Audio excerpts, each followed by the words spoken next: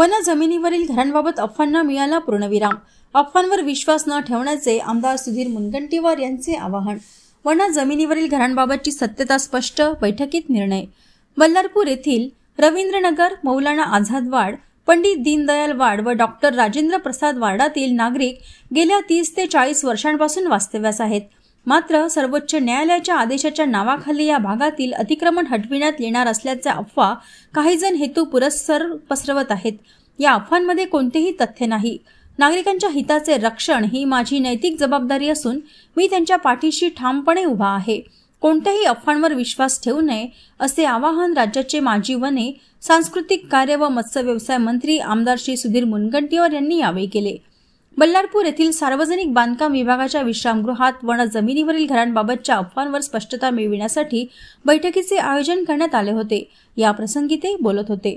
बैठकीला भाजपा ज्येष्ठ नेते चंदनसिंग चंदेल, भाजपा जिल्हाध्यक्ष हरीश शर्मा, अतिरिक्त जिल्हाधिकारी श्री व्यवहारे, उपविभागीय अधिकारी अजय चरडे, भाजपाचे काशीनाथ सिंग, तहसीलदार रेणुका कोकाटे, सार्वजनिक बांधकाम विभागाचे कार्यकारी अभियंता मुकेश टांगले, बल्लारपूर नगर परिषदेचे मुख्याधिकारी विशाल वाघ आदींची उपस्थिती होती।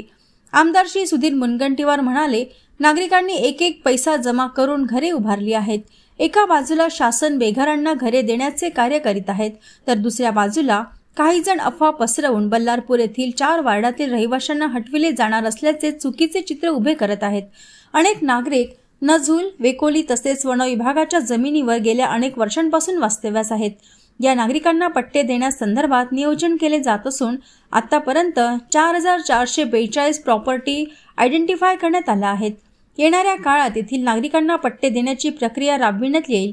या संदर्भातील मागणी केंद्रीय पर्यावरण मंत्री भूपेंद्रजी यादव यांच्या समोरही मांडण्यात येईल।